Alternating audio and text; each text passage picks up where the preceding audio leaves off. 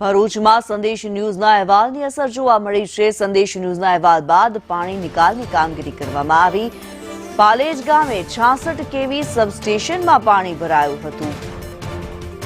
પ્રાંત અધિકારી મામલતદારે સૂચના આપી છે। ગ્રામ પંચાયત અને પાલેજ જીઆઈડીસીને સાફ સફાઈની સૂચના આપવામાં આવી છે। પાણીના નિકાલ માટે કાંસ પાઇપોની સફાઈ કરવા સૂચન કરવામાં આવ્યું છે। દિવાલ પર સીડી મૂકી લાઇટ બિલ ભરવા માટે લોકો મજબૂર બન્યા છે। 70 જેટલા ગામોને અહીંથી વીજળી આપવામાં આવે છે।